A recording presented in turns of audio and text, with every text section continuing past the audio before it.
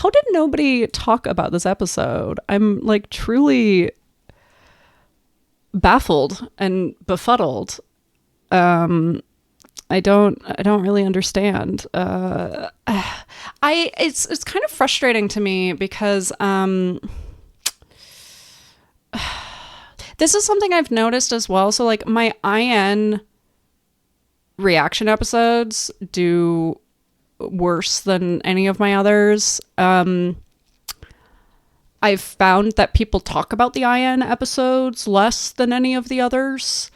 And I don't know what's up with that, because the IN episodes are really interesting, actually. Like, a lot of the IN episodes give a lot of information to us about the relationships, the relationship dynamics. They have, like, I've had some of the most, like, changes in my mental model about the relationships and relationship dynamics from IN episodes. Like, IN episodes have been phenomenal, and nobody talks about them. And that's, I don't know what's up with that. Like, nobody talks about them. Fewer people are interested in them. It's pretty bizarre to me. Distracted trying to make things work. Yes, Happy New Year. My New Year, what did I do? I didn't do like anything. So I normally have New Year plans. However, I remembered at like super the last minute that my normal New Year's plans were not going to be happening this year, because the couple who normally does them are no longer together. And I had just totally spaced on that fact until like 3 days before. And I was like, I don't want to deal with finding new New Year's plans. And the Gothic Enigma was out on a party date. So I stayed at home, and mostly I was on Threads, and we were all tagging each other talking about how much we love each other. That's most of what I did. It was really nice. It was really nice. We were all just chatting about how great everyone is. It was incredibly wholesome. It was really lovely. Were you, Rachel, were you on Threads with the big tagging thing of just everyone being like, wow, we all love each other so much? That's what it was. Okay. Hi, Hydrangea. Oh my gosh, that's so sweet. Oh, you don't know how much it means whenever I hear somebody like goes out to get therapy, in part because that's thank you for letting me know that. That's really, really sweet. I really appreciate that. Now I'm starting really this time. 삼촌과 조카네요. An uncle and a nephew. 네. 얼굴 그 사진 찍었을 때 케미가 잘 맞는 부분인 게 애가 되게 앳되고 저도 되게 앳되고. At some point, I want to go through and actually identify all of the songs that they play during the beginnings, because sometimes they play things that are like related to the two of them. So for instance, like this one, they play Burning Tires, and then they have this sort of like generic 2KidsRoom background song that I think this is. I've listened to the entire discography. That doesn't sound like anything else. I think that's just their like generic 2KidsRoom piano, but like sometimes at the beginning they'll play just like a series of songs in the background, and sometimes they'll play like one, and I want to go through and like identify, because I'm just really curious about, we all know that I'm really curious about like the editing and production decisions that go into these things.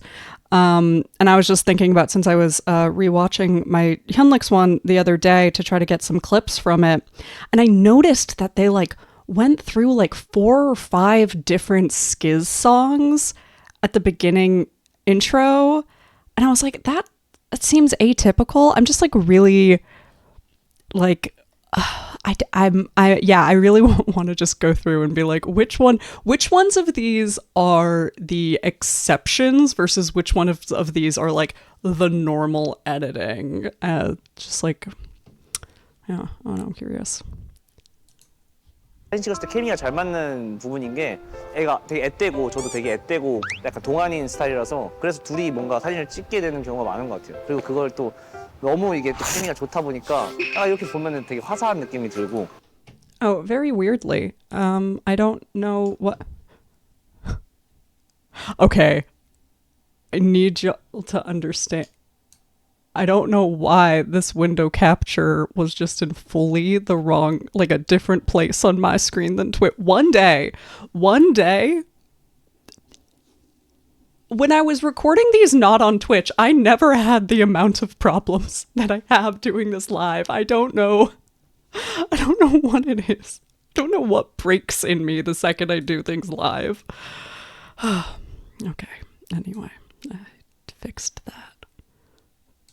너무 이게 또 케미가 좋다 보니까 이렇게 보면은 되게 화사한 느낌이 들고 좀 말도 안 되는 소리를 조금 들었던 것 같아가지고 우리 막내랑 추억 너무 많지. 우리 이혜이랑 빼빼로 뽀뽀했을 때 이때의 기억 잊을 수 없지. I love Benny's I'm about to say something gay face. 빼빼로 뽀뽀했을 때 이때의 he has this very specific smirk for when he's about to do a fan service or like has just done a fan service. And I just find it really fun. This one, it's this face. And it's almost every single time. Anytime you see Vinny just like very clearly doing an over-the-top fan service, look at his face because it is approximately this face every single time. Like, he can't actually really do a fan service super seriously. He just really finds it fun. And I love that for him. And I love that for us. Like, you know, I've got a lot of opinions about how fan service works in K-pop and in J-pop. And like it can be a really dark practice sometimes, and there's a history of really, really, really dark practices around it. But it's fun when idols clearly find it fun. Like, I enjoy when an idol is not trying to take it seriously, but is instead being like, yeah, absolutely, we are screwing around. Rachel, you will hear my fan service opinions extensively, very extensively. My fan service opinions are why I started my podcast, is because I wanted to do a series of episodes on fan service versus queer coding. And I realized I needed an entire infrastructure of conversation to be able to adequately talk about fan service versus queer coding. So that will happen. But in the meantime, I love how much Changbin loves giving fan service. 잊을 수 없지. 생각보다 저희 둘이 I think IN actually likes it more than he lets on to. IN is such a sweetie because he actually cares about his youngs so much. And, you know, obviously it's fun to joke about IN hating doing these things, but like, then you see this type of face as he's watching himself do these things. And like, it becomes that much more clear that so much of his, like, oh my God, get the fuck away from me, is part of that public persona as well, right? Like, it's not just like it's fully dissimilar, right? But part of his public persona and part of his fan persona is sort of the not even just tsundere, but like the sort of touch me not, like almost tsundere, but like without the secretly super cute and loves the touching all the time, except for his favorite Youngs. But I think that like legitimately it does seem like that part of that is having that Brandon persona. And I think that like it's pretty clear he has found a place that he enjoys as well. Rather than just like, I don't think they would mess around with him as much as they do if he actually hated it, right? Like, if he actually could not stand Changbin constantly asking him if he wanted to do the Pepperoni game, Changbin wouldn't be doing that so much, right? So, like, this is also part of the joke between members and the joke between us as fans and them, because I think that, like, newer stays or people who aren't stays don't necessarily get that part of IN's personality is that sort of like inside joke where we're all here playing around and we're all here having fun, even if like the role I am in is the one being chased around, right? 생각보다 저희 둘이 찍은 챌린지가 되게 많네요. 특히 귀여운 챌린지를 많이 시켜요. 귀여운 걸 좀 회사에서 좀 내추럴과 좀 억지의 이 케미를. How did I not hear anything about them saying that after? Whoa, wait. So like I know very little about this episode. I don't remember like any conversation about it. That's wild though, because that's like the type of shit I usually see people talk about is whenever they're talking about like the company telling them to do things. Normally like people are all over talking about that. What? Okay, I need to think about that, and it's good because an ad is coming up in 30 seconds, so like I can contemplate my thoughts around this, because I didn't see any discourse about this. That's wild. My community is back. Woo! Okay, so how do I feel about...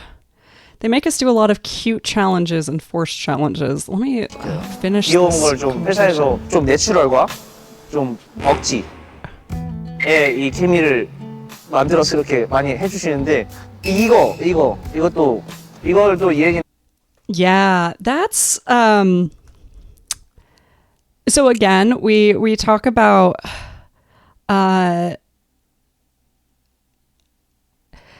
okay, I guess I'll talk a little bit about fan service and some of the history around fan service, because I think a lot of people don't really understand why fan service exists in the way it does and how very, very, very corporatized it is, especially again in like J-pop and K-pop. I don't know about like P-pop. I don't know enough about P-pop. Obviously there are other types of like fan service like things like you know, Thai BL dramas have sort of that fan service where it's sort of expected, but there's sort of a much longer history of fan service that I can't get. It's very long and complex. But there's the longer history of fan service actually goes back to the Americas. We're going back to old school Hollywood. Right? And old school Hollywood very much had the same thing of, you know, you're starring in a movie, and in order to, you know, you think about like 40s, 50s time, the way that they're going to talk about and advertise movies, very, very different. We don't have speed on our side. So generating buzz is partially about some of that like parasocial development in slower pieces. So they'd do a lot of like relationship building that were mostly fake relationships. That sort of collapsed kind of 60s, 70s. We see the collapse of a lot of different types of industries, or a lot of different types of ways that entertainment in the Americas works, like around the 70s, things like that, right? So I recently watched a video about Motown as well, that like the way that K-pop works comes from J-pop, but the way that J-pop works comes from Motown. And the reason we can't, Motown is very much about training and development, and we don't really have any infrastructure around things like that in the United States anymore. But like, so a lot of these types of much slower moving methods of entertainment sort of start to collapse in the United States end of the 20th century. But they sort of start to rise up in other countries. So with J-pop, we're looking at Johnny's Entertainment. That is really the beginning of the way that pop music gets trained, gets developed in like sort of these various Asian and South Asian methods of pop now. And that starts to come up in the 70s. I've talked a little bit about that on my podcast before. And with that is some of that like relationship stuff. With K-pop specifically, like we jump forward in time, companies started to realize how big fan fiction was. So there is a wild and dark story around DBSK/TVXQ, wherein the fan culture was really starting to like rise up. That right, this is very early era K-pop. The fan culture is rising up, and we're starting to get more access to things like fan fiction. We're starting to understand fan fiction like culturally a lot better. At this time, fan fiction is still very much like on LiveJournal, on fanfiction.net. There's a few places that are like still around a little bit, but fan fiction is still a little bit hidden, but it's still like, fan fiction has been big since the 90s, essentially. And companies, SM Entertainment in this case, start to ask, how can we profit off of this? And this goes really, really poorly. This goes just really, really, really, really poorly. It really detrimental. Every time somebody talks about shipping culture, it really, and how shippers are like what could ruin relationships, it really bothers me because ultimately it's a corporate decision. And the way that this stuff gets perpetuated is corporatism and consumerism. So like SM Entertainment fully has a like fan fiction contest, because like what was happening is people were sending their fan fiction, I believe, to SM Entertainment, which is like a wild decision. Don't send your fan fiction to your idol's company. I don't do that. But like SM Entertainment's like, we have a great idea. Let's do a fan fiction contest. And we don't really know what the outcome of that contest was. It's never really mentioned again, But we do know that then there was a drama series based on a very famous fan fiction within the fandom, starring the two members that it had. Like wild shit. And then of course the team fell apart. And there are still people who are truthers about that relationship to this day, right? This was a wild and dark period of time in fan service. But what was, I mean, essentially discovered is that went too far, and ended up being detrimental to the company, probably in a number of ways, but that there is an extent that makes money. Right? There is an extent that ropes people in. You can push it to a certain level. And they have been, right? And some of it ends up then just perpetuating throughout the culture. To an extent, you know, there's only so much you have to really sell the fan service as a company, but you sort of do, especially at the beginning of relationships. So this is why, like, I get really fucking uncomfortable watching the survival show with the Changlix clips. I hate that. I hate so much the clips. Every single time I see the clip of that cheek kiss, I want to throw something. Because, like, Felix was a minor.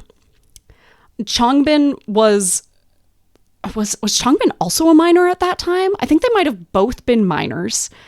There is no way they really actually had the...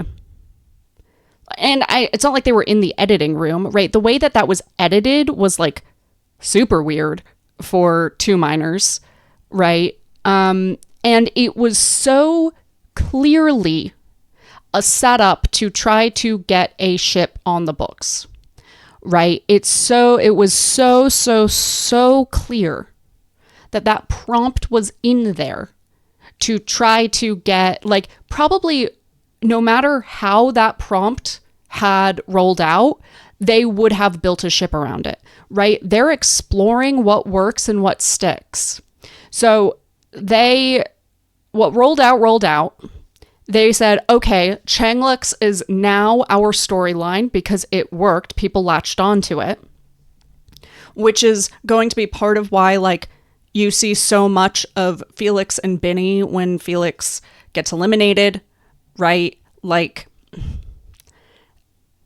they're looking for the story that works, and then they're perpetuating it. And I am super uncomfortable with the fact that, like, they did that to two minors who probably have, like, some coaching and awareness and understanding of shipping and fan fiction, you know, servicing, sure, but, like, how much can two people that young really understand about how this might shape or change their relationship with each other to have a romantic relationship between the two of them become a reality television storyline?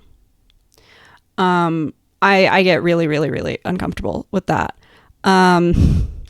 So, you know, that's my very long tangent on fan service. This is really interesting thus because they're actually explicitly saying, like, you don't get idols a lot explicitly saying the company makes us do this. And what's even more interesting to me is that they kept it in. And I don't, that's an interesting fact. And I'm sort of curious as to why, like, what conversation on the production team went into keeping that tidbit in.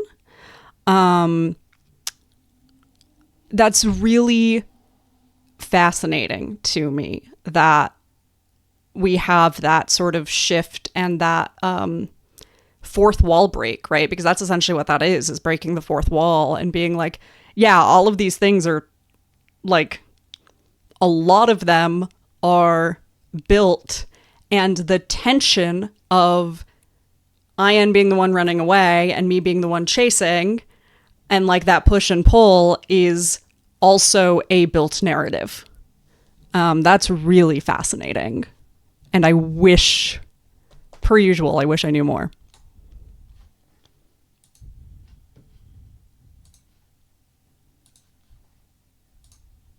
이엔이랑 그 색깔 맞춰서 이렇게 찍었던 기억이 되게 좋아서 떠오르네요. 네. 25살에만 할 수 있는 그런 챌린지였어요. 굉장히 마음에 듭니다. 만 25세, 25세 재밌게 찍었습니다.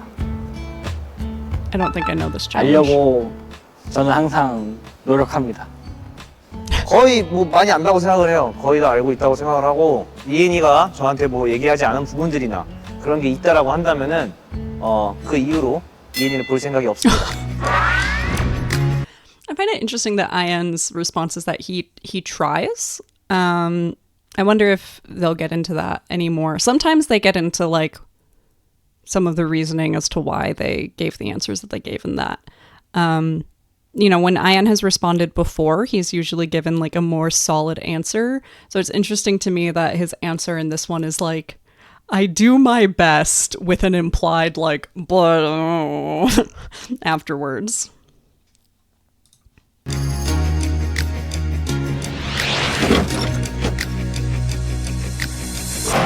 이상에서 가장 맛있는 초코 과자 빼빼로.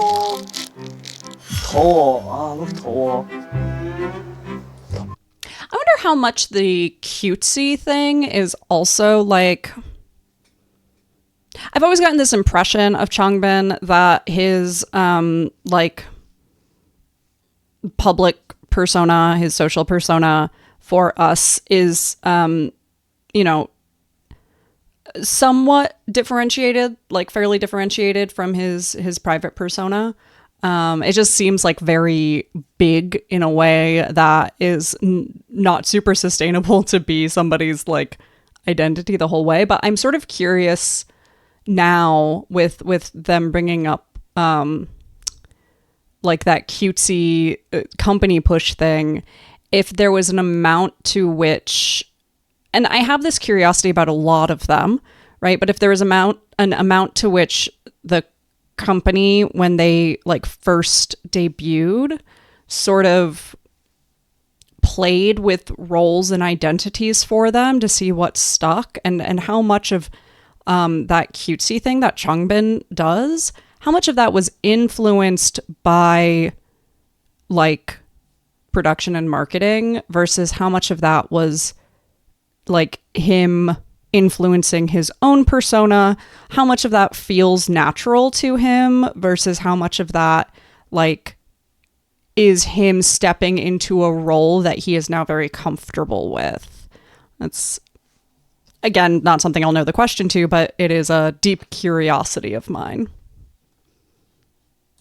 더워. 어우 형님 너 이렇게 늦게 왔어? 배고파.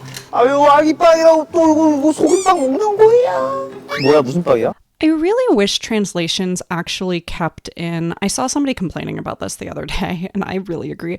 I wish that subtitles kept in the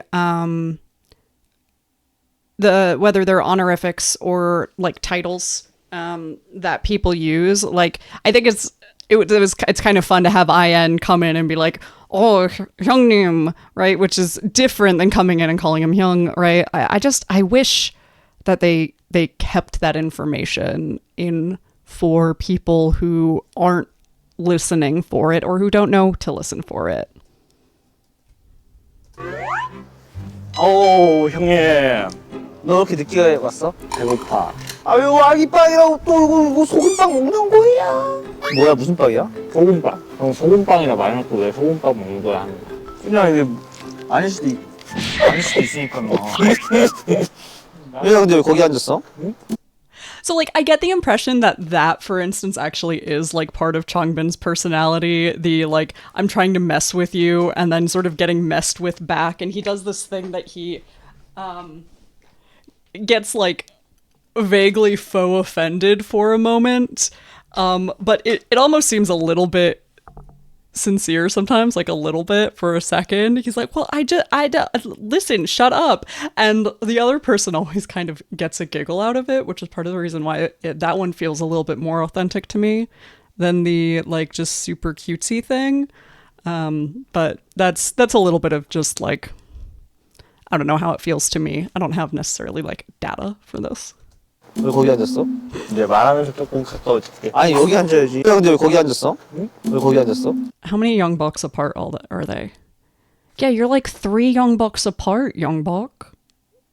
How is Changbin supposed to cope with being that many young bucks apart from you? That's rude. 이제 말하면서 조금 가까워질게. 아니 여기 앉아야지. 너 옛날에 연습생 때 형한테 와가지고 보컬실에서 형이 모차르트에 뭐 하고 치고 있으면 피아노 치고 있으면 형 무릎 위에 앉아가지고 같이 피아노 치고 그랬잖아. 형 젓가락 힌지고 치고 있으면. He's talking to him like he's actually his son. Like this is when you were a kid, you used to like actually a son or nephew. This is very funny.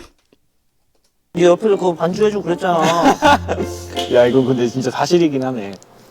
뭐야 이거 왜 족을 엉덩이 대신 다리로 했어. 엉덩이 지금 무거우니까 그냥 얼마 전에 하체했으니까. 너 같이 했어? 3일 전에 하체했거든. 또 최근에는 PT를 또 같이 해가지고 근데 맞아. 이현이가 그 얘기를 해줬어요. 아 형 PT는 진짜 형이랑 하는 게 제일 좋은 것 같아. 제일 강도도 제일 잘 맞고. 맞아. 그래서 이현이가 옛날에는 완전 아랑아강 이렇게 아령도 아강아강 들었는데 지금 그냥 우쉬 이렇게 해가지고 같이 운동하는 맛이 정말 있는 멤버죠. 아, 전 늘긴 하더라. It's really unhinged of the camera to zoom in on his forearms. They were like, we need to find some skin to zoom in on to prove this for the fans. So this is also fan service. 갑자기 확 늘어버렸어. 안 늘다가 갑자기 이 참 신기해. 그래서 여러분들 운동은 정말 솔직한 거예요. 자기가 하는 만큼 퍼포먼스도 따라오고 하는 만큼 몸도 나와주고. 운동도 같이 많이 하다 보니까 맞아. 밥도 같이 많이 먹고. 둘이서 외출? 데이트? 우리 꽤 많이 하지. 둘이서 할 때도 많고 근데 애들 끼고서 볼 때도 많지. I love again when you can tell that Changbin is trying to put fan service bait out there and whether the other person takes it or not. Like half the time, like Hyunjin to it will a lot of times just like giggle madly. IN will just pretend it never happened. Like different members will do different things in response to Changbin fan service bait. Obviously like Lino will just try to one up the unhingedness. So it's always sort of fun to see how the other person responds, because I think it says a lot about like them and their willingness to like engage in this brazen parasocial like story building. And IN is a little less overall inclined to do that if he doesn't have to. But sometimes he bites. 외출? 데이트? 우리 꽤 많이 하지. 둘이서 할 때도 많고 근데 애들 끼고서 볼 때도 많지. 맞아. 현진이랑 최근에도 그랬고. 아, 그치. 야, 4명에서. 그거 얘기했어? 얘기한 적 있어. 한 번도 안 했어. 아, 그럼요. Oh, okay. I was about to say, who is the fourth? You can't just say, we did that recently with Hyunjin, the 4 of them, and then not tell us who the 4th was. Thank you, editors, for informing me. 현진이랑 최근에도 그랬고. 아, 그치. 야, 4명에서. 그거 얘기했어? 얘기한 적 있어. 한 번도 안 했어. 아, 그럼요. 한 번도 안 했네. 얼마 전에 엠카 끝나고 나 새벽 4시인가? 산업 끝나고. 3, 4시쯤에 현진이가 갑자기 삼겹살 먹으러 가지? 근데 삼겹살 안 된다. 근데 생각해보니까 목살은 괜찮을 것 같은 거야. I'm so stressed by the time of day that they do things, and I understand that this is just how idle life works, and that sometimes you're going out to dinner at 4 a.m. and sometimes you're working out at midnight, but like, It doesn't mean I have to like it, okay? 트레이너한테 연락을 했지. 나 목살 먹어도 돼? 목살만 먹어. 오, 밥은 못 먹었고. 맞아. 그래서 목살만 먹으러 같이 따라서 갔는데 그때 너무 재밌었어. 맞아. 재밌었지. 그때 재밌었지. 나 혼자 운동할 때 되게 많잖아. 혼자 운동하다가. Was he saying he contacted his trainer at 3 in the morning to ask if he could eat pork shoulder? 끝나고 나 새벽 4시인가? 산업 끝나고. 3, 4시쯤에 현식이가 갑자기 삼겹살 먹으러 가지? 근데 삼겹살 안 된다. 근데 생각해보니까 목살은 괜찮을 것 같은 거야. 트레이너한테 연락을 했지. 나 목살 먹어도 돼? 목살만 먹어. 오, 밥. Why was his trainer responding to his text messages at 4 a.m.? I just have a lot of questions and concerns. There's an ad going now. 재밌었어. 맞아. 재밌었지. 그때 재밌었지. 나 혼자 운동할 때 되게 많잖아. 혼자 운동하다가 그때 창빈이 형 어떻게 했더라? 이럴 때 되게 많아. 아이, 그런 거 말고 그냥 좀 약간 좀 좀 감동적인 모먼트. 감동적이고 좀 로맨틱한 부분 없어? 로맨틱한 부분? See, in this case, Ian is pretending to take the bait, and I assume is not actually taking the bait. 곱창 먹으면은 그 혁명각이 그렇게 난다. 그러니까 결국 운동이랑 먹을 거네. 그래, 뭐 그럴 수밖에 없지 뭐. 근데 형, 그 먹을 거 하나에 곱창 같은 생각이 날 수밖에 없는 게 너랑 나랑 곱창에다가 진짜 기가 막히게 먹었던 적이 나도 그걸 잊지 못하거든. 내가 웬만하면 곱창 하면은 형밖에 생각이 안 나 그냥. 지나간 경험을 내가 추억을 약간 되게 금방 잊어버리고 자세히 기억을 못해. 근데 너랑은 그 위치랑 분위기. 거기 진짜 기가 막혔어. 이랑 단둘이서 이제 곱창에다가 이제 그 길. Yeah, and so again, like, that smirk, it is the same exact smirk, right? I don't even know if I believe that he actually has super clear memories of this. Like, I don't know. I don't know the amount of bullshitting that we're getting right now, but this is his I'm bullshitting everybody and we all know it smirk. And I just love how clear he makes it. I love it so much because in the end he's just a bro. Like Changbin is such a guy. Like he likes food and he likes working out and he really really really likes his job. He really likes music and he's just such a dude. And I love that he's such a guy and such a bro and still like has this incredibly playful demeanor. But like he's not actually going to put a lot of effort into making you believe like those parts of him. You know? And I really appreciate that. Like as a dungeon master, you know, as a dungeon master, I really appreciate somebody who can like vaguely put on an NPC mask and pretend it's real, but like we all know it's not. 이제 그 길고 긴 해외 일정 끝내고는 딱 그 먹는 게 낙이었는데. 나한테 딱 그거야. 너가 약간 뭔가 내가 좀 크게 행복한 순간을 같이 느끼고 싶은 멤버 중에 한 명인 것 같아. 그러니까 진짜? 약간 그 되게 감동. 사소하지만 약간 그런 거잖아. 사소하지만 되게 소소한 행복. Ian's like, oh no, wait, is this actually giving me an emotion? Do I have to actually like deal with like, is this not just all jokes? Oh no. Authenticity in my bullshit fan service? How dare? 약간 그 되게 감동. 사소하지만 약간 그런 거잖아. 사소하지만 되게 소소한 행복을 딱 받을 수 있는 그 순간이잖아. 예를 들면 해외 그게 갔다 와서 한식을 딱 곱창으로 그 딱 먹을 수 해외에서 제조된 곱창 딱 먹기 힘들잖아. 그렇지. 곱창을 이랑 먹어야겠다. 그래서 너한테 한국 가서 곱창?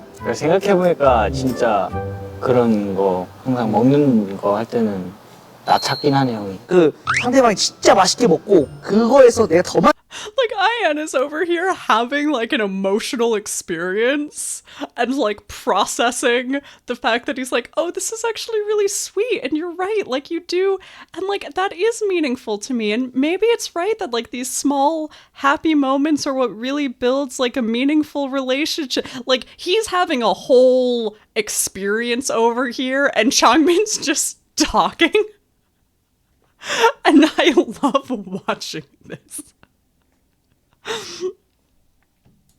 맛있으면 또 느껴. 근데 너가 그 리액션이 진짜 장난이 아니야. 아, 내가 먹는 걸 너무 좋아해서 그래. 아, 식단 끝나고 진짜 나는 진짜 제일 먹고 싶은 게요. 곱창이랑 대창이에요. 그거 먹고 싶다. 대창덮밥 같은 거. 맛있겠다. I'm so glad that Changbin has said that he's not dieting anymore and has kind of implied that he's just not going to again. I hope he never does again.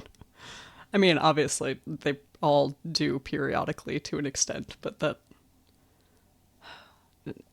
he's not worried about it like this again. 뭔가 밥을 같이 먹으면서 진짜 걔가 바라는 그 리액션들을 많이 해서 그게 약간 저도 입맛을 더 돋게 만드는 것 같아요. 그때 유럽 투어 때였나? 맞아. 맞아. 그때 그런 얘기 했었다.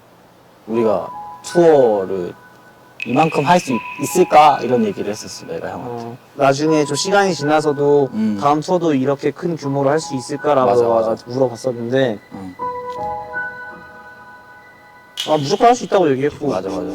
약간 그런 부분에서 얘가 불안 I love the music trying to build us up to something and then just like dropping. That was a really interesting sort of thing that they did here. 그런 얘기 했었다. 우리가 투어를 이만큼 할 수 있을까? 이런 얘기를 했었어, 내가 형한테. 나중에 좀 시간이 지나서도 Like you 다음 hear 투어도 that, 이렇게 큰 규모로 할 수 and it's like trying to really ramp us up to like have this like nostalgia or this like almost that kind of like romantic in like the capital R in the sense that like they use it, that sentimental quality of like a little bit of uncertainty there. 수 있을까라고 맞아. 물어봤었는데 무조건 할 수 있다고. And then they drop it because actually, like, of course they can, right? Like, just that very blunt sort of emotional drop there. Absolutely fascinating. Really interesting. The editing in this episode is really interesting. 얘기했고 맞아. 약간 그런 부분에서 얘가 불안해하는 것도 있었고 그냥 내가 욕심이 많아서 그런 것 같아, 그건. 근데 욕심이 많은 건 너무 좋고 그리고 분명히 그렇게 하기 위해서 우리가 노력을 안 할 게 아니기 때문에 나도 자신감 있게 얘기를 한 거야. 그냥 우리가 그냥 여기서 안 좋아하고서 그래 이렇게 했어 하고서 그냥 그만하면은 당연히 그 뒤에 결과물들도 점점 맞아. 가겠지, 내려가겠지. 그렇게 상승세를 가다가 떨어지는 건 진짜 한순간이라 생각해서 맞아. 나도 항상 그 마음의 준비를 하고는 있으면서도 그러지 않기 위해서 정말 큰 노력을 하고 있죠. 근데 멤버들 전체가 다 그러고 있기 때문에 맞아.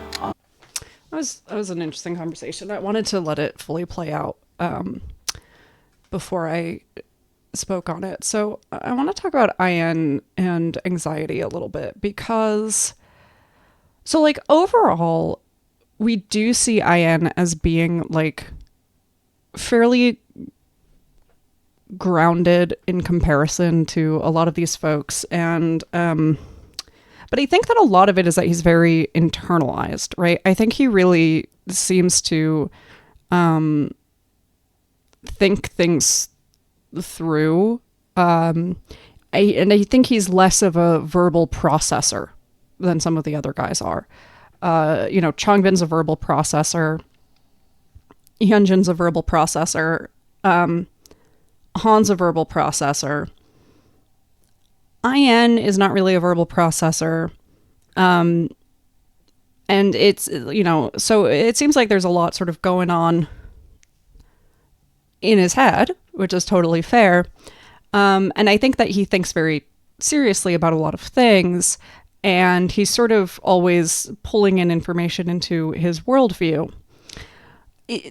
There have been times that they've talked about like IN and anxiety, like outside of 2KidsRoom before.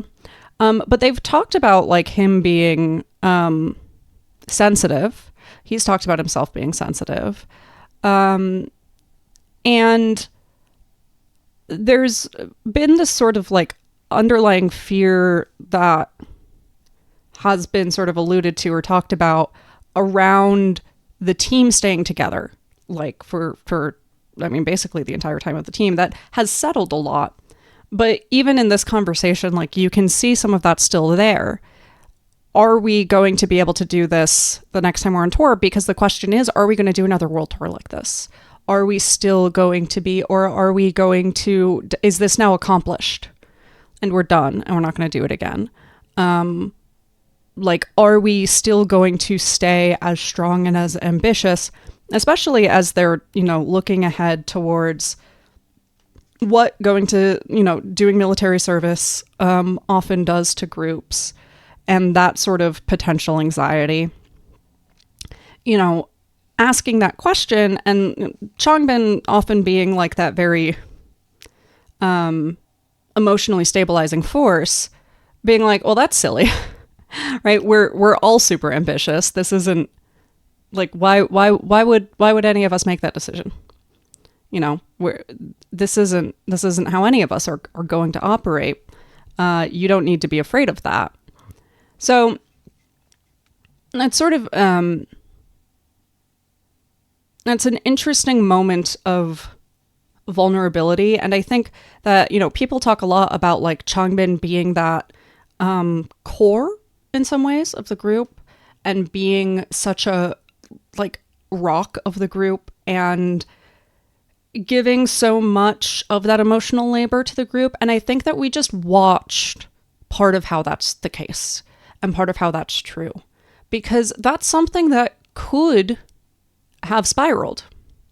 And Changbin just immediately stopped it from spiraling.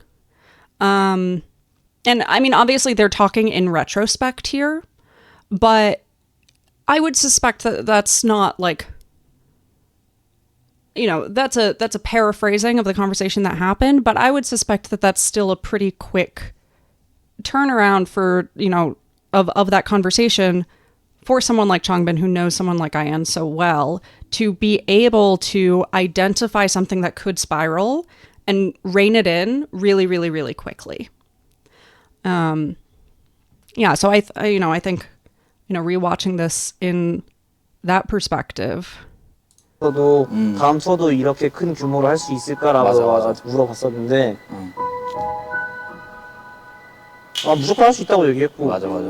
약간 그런 부분에서 애가 불안해하는 것도 있었고 내가 욕심이 많아서 그런 것 같아, 그건. And if we throw back to I think was it the Lino IN reaction that I just posted? Potentially.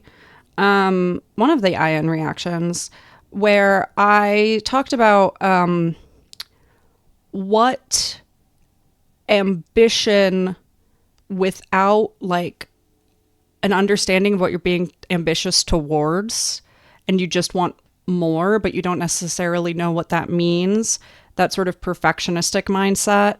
And the mindset that IN has discussed having of like, I'm not good at much besides working really hard.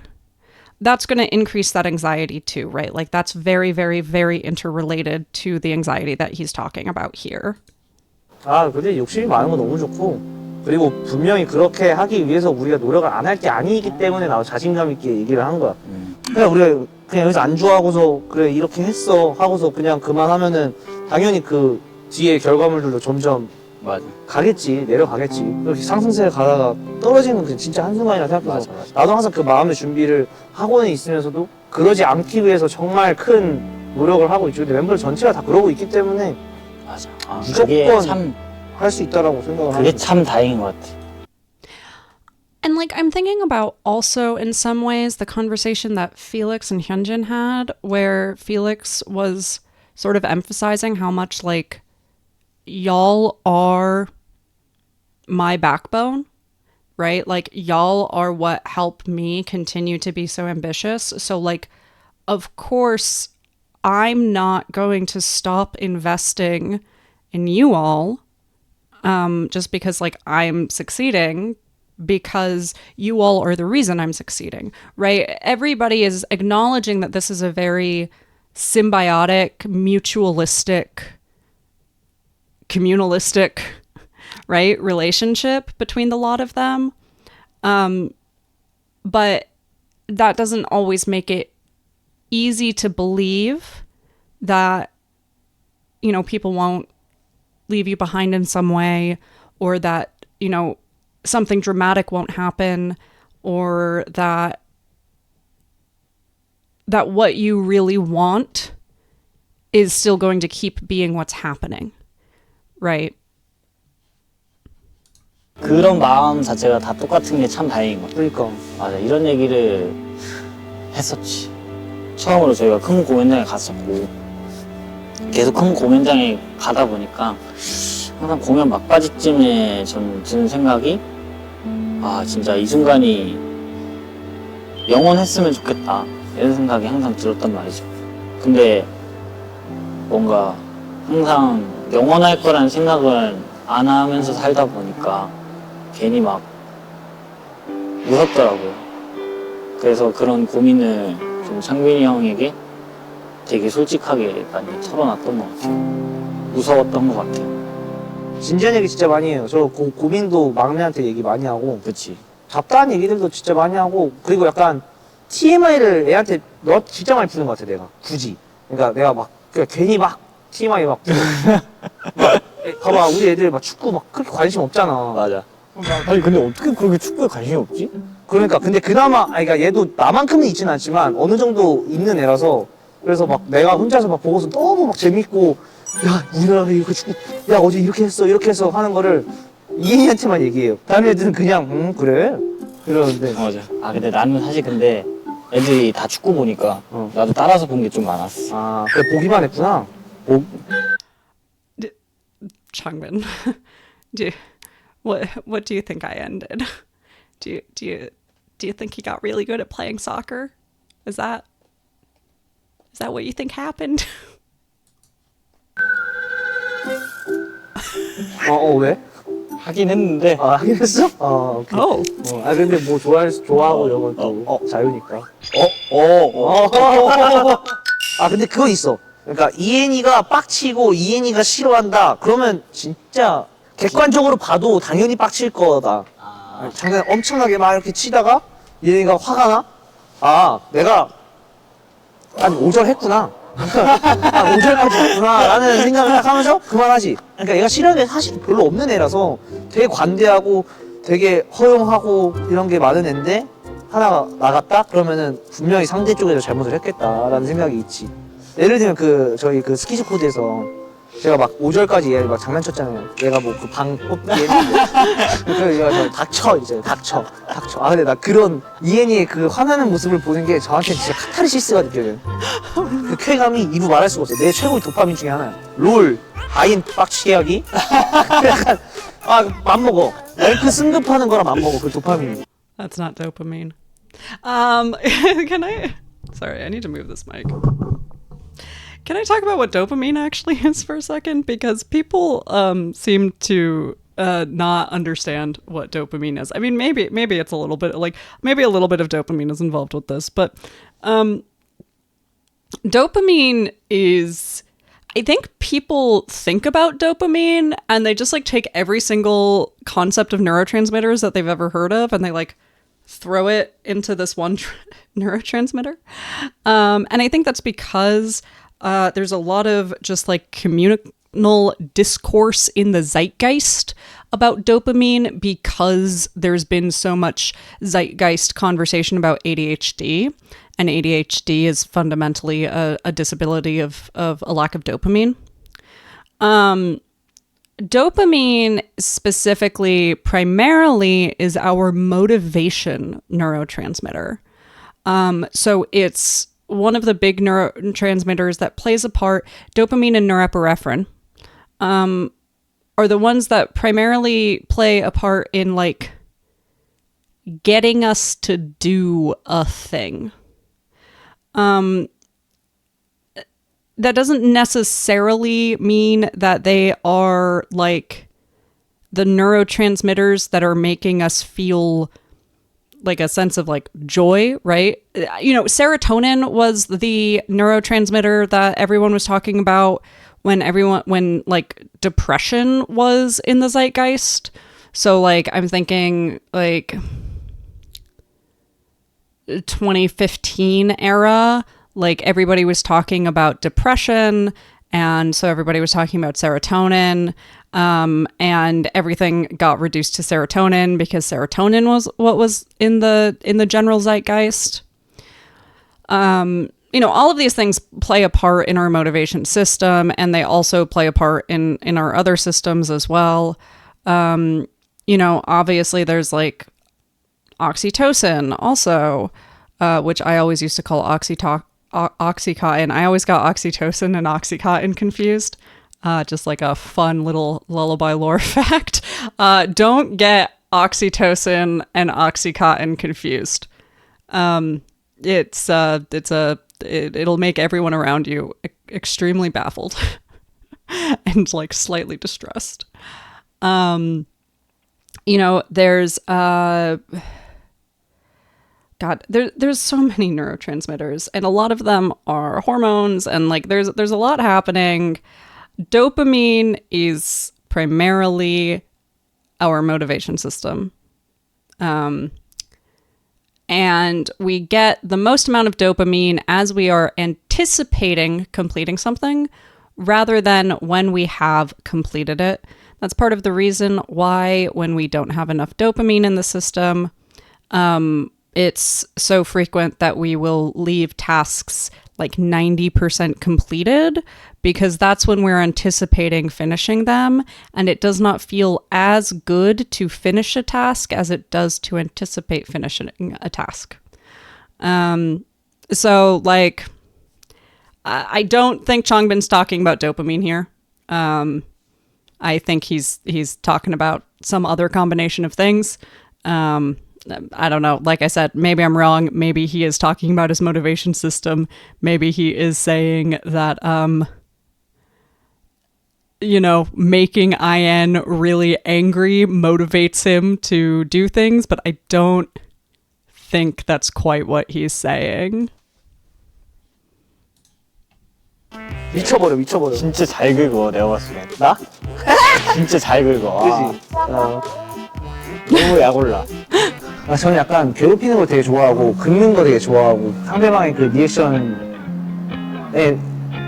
맞춰서 되게 희열감을 느끼고 약간 그런 게 있는데, 이엔이는 귀찮은 듯 하면서 받아줄 거 다 받아주면서 되게 재밌게 그거를 리액션을 해줘요. 그냥 반응이 되게 웃겨요.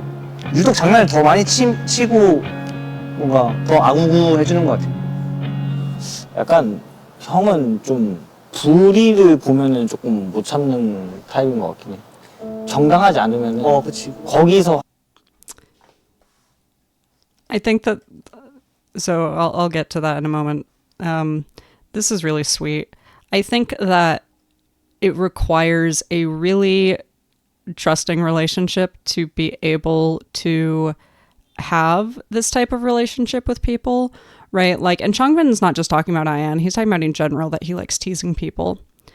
And I think that it goes to show how much his members trust him, that he can really push them to the edge of teasing and have that be one of his main personality traits with them and get away with it so easily, right? Because, you know, that type of teasing can be really hard for people if they don't just like trust you and trust that you don't secretly mean something, trust that you're not being passive aggressive, trust that there's not something underneath the surface of what you're saying, that you are just like teasing and joking around. If they don't really trust that, this can be a very difficult sort of personality to work with. But when you are someone who is that trustworthy, well, now it's just sort of fun, right? So I think that goes to show a lot. There's an ad that's starting. What do I have in chat? Endorphins. Yeah, endorphins are a hormone and I believe neurotransmitter too. Yeah. Hormones do a lot. People like really underestimate how much like there's a lot of theorizing about like what creates a personality. And historically, the idea has been that personalities are really, really created by the brain, right? That like our central nervous system is our main functioning of personality. And to a degree, like, okay, because our brain sends signals out to the rest of our bodies about what to do. But like our lymphatic system, our microbiome, we actually think that the microbiome probably has like a huge personality impact. We really like we acknowledge that like the medical system, everybody acknowledges that like we really don't understand the microbiome. We don't really understand what it's doing very well. But what we do understand is that it probably has an impact like far beyond what we are currently giving it credit for. The hormonal system is like a huge portion of our personality, like massive portion of our personality. I have seen people who like clinically are totally different people when they change the way their hormone system works. To the nature versus nurture question, which is essentially like what you're asking is like created, like personalities created by experience. Like, yes, all of this is still within that experiential realm because our bodies change a lot based on our environment. There are certain things that we are going to be more predisposed to because of genetics, or there are certain things that, you know, are obviously like, if I weren't autistic, I wouldn't be me. That's why our ideas about curing autism, like that's eugenics. And there's a lot of debate about how, like, about testing for autism or, you know, Down syndrome, and being able to, like, if you're doing IVF, to say that, like to try to test for these things or the risk factor of these things, and the potential, like, eugenics mechanisms behind that.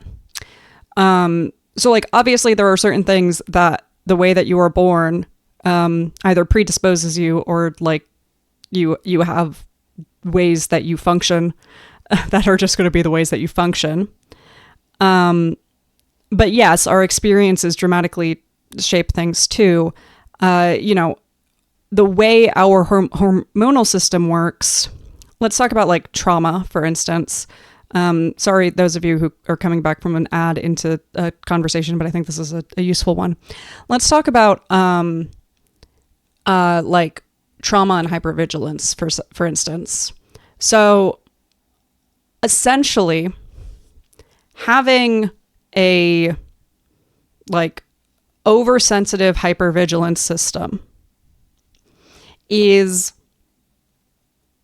your body, probably from learned experiences,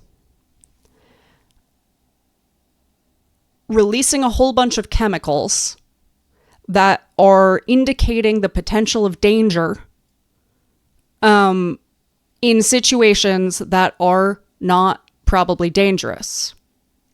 And usually this is, and especially when we're talking about in the case of trauma, this is because of experiences, right? So it is still all of these systems, right? It's your hormonal system because it's like cortisol, it's certain types of neurotransmitters, it's your central nervous system, it's, you know, like all kinds of different parts of your bodily system that are reacting because they're identifying a false pattern related to something you experienced or multiple things you experienced.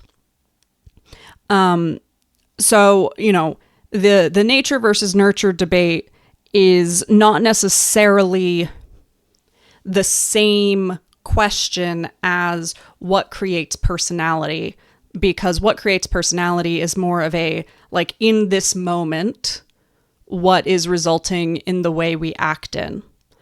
And a lot of the answer to that is like, well, you have electric signals that are telling your body to do XYZ.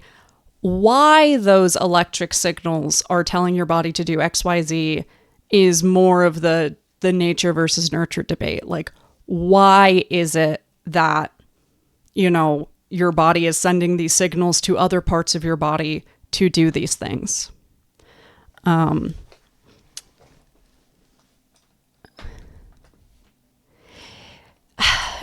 Yeah, and of course, like, yeah, like the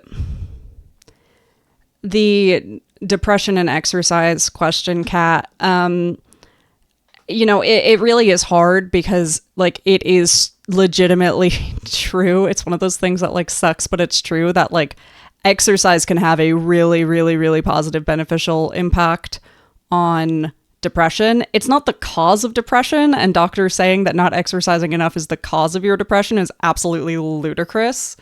And it's also not as easy as, like, just go exercise more and your depression will be cured. Like, that's kind of the problem, is I can't convince myself to go exercise more. But, like, it is also true that stimulating those, the correct hormonal responses, does change that a lot. You know, essentially that's what, like, so TMS is a specific type of depression treatment. And essentially what TMS is doing is forcing, like, I think the way it was explained to me once was, like, SSRIs are sort of top down trying to help depression, whereas, like, TMS is bottom up, sort of stimulating directly parts of your brain to generate different neurotransmitters and hormones, because you haven't been able to do the things that would force your brain to do it otherwise. So we're just going to take some magnets and do it for you. Right? It's complicated and interesting. Anyway, thank you for letting me go on that tangent.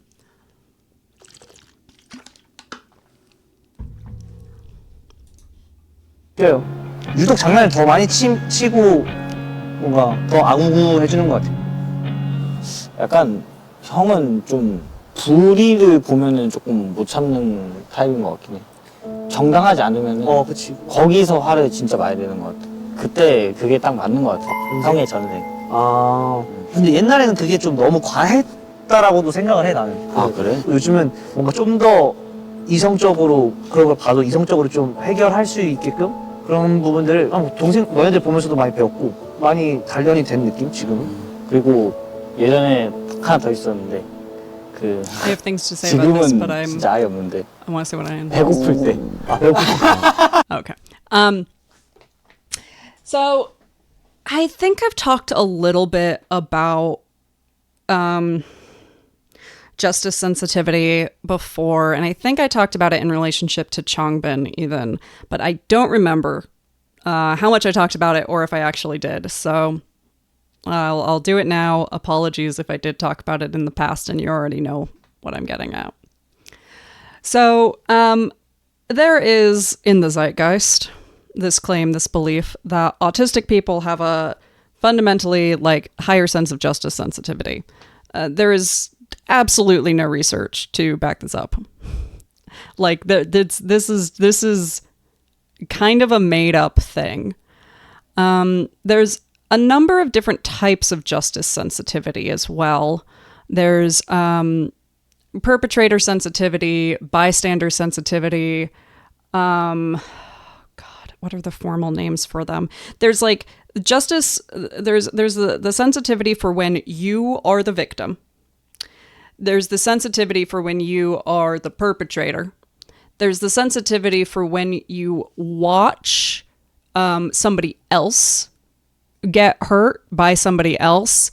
And then there is a last one that I am not remembering off the top of my head. So in the zeitgeist, there's this idea that autistic people tend to have a higher level of justice sensitivity. This is not something that we have any evidence to prove out. What we do have evidence to prove out, of course, though, is that autistic people have very strong black and white thinking, which is true of a number of different... I have talked about black and white thinking a number of times before. It's obviously a very common type of what we call, like in cognitive behavioral therapy, what's called a cognitive distortion, which is not a terminology I love. I don't love CBT terminology, but it's unhelpful thought patterns. Strong black and white thinking shows up in a number, lots and lots of different things. I think typically when we think about strong black and white thinking, people think about OCD and OCPD, autism, borderline personality disorder, some forms of psychosis. What I'm trying to think of what else is like really common that we think of. Depression, very often to an extent we see as well. Certain types of